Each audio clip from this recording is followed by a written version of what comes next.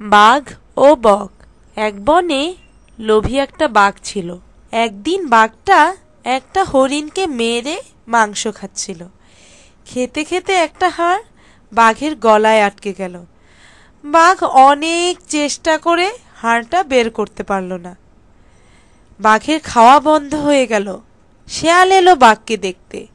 শেয়ালকে দেখে বাঘ হু হু করে কেঁদে উঠল আর বলল, ভাগ্নে, আমাকে বাঁচাও, আমার গলা থেকে হাড় বের করে দাও।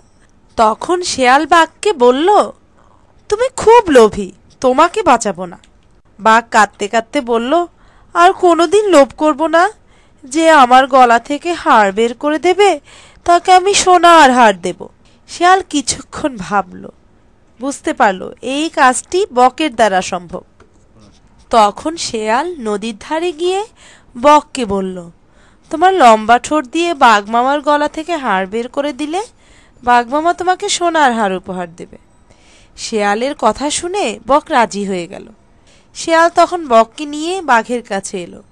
বাঘ তাল গাছের নিচে বসেছিল আর সেই গাছে ছিল পাকা পাকা তাল। বক বাঘের মুখের সামনে এসে বলল, বাঘ মামা, বড় করে মুখটা হা করো তো, তোমার গলা থেকে হাড়টা বের করে আনি। তখন বাঘ মুখ হা করলো আর বক তার লম্বা ঠোঁট বাঘের মুখের ভিতরে ঢুকিয়ে গলা থেকে হাড়টা বের করে আনলো। বাঘের ব্যথা কমে গেল। এবার বক বলল, এবার আমার উপহারটা দিয়ে দাও, আমি চলে যাই। বাঘ বলল, কিসের উপহার? সাথে সাথে শেয়াল বলে উঠল, কেন, তুমি না বললে সোনার হাড় দেবে? বাঘ রেগে হুঙ্কার ছেড়ে বককে ধরার জন্য লাফ দিল। বক উড়ে গিয়ে তালের উপর বসল। পাকা তাল ধপ ধপ করে বাঘের মাথায় এসে পড়ল। চিৎপটাং হয়ে মরে গেল লোভী বাঘটা। ছোট্ট বন্ধুরা, গল্পটা শুনে আমরা কি শিখলাম? আমরা শিখলাম কাউকে ঠকালে নিজেকেই ঠকতে হয়।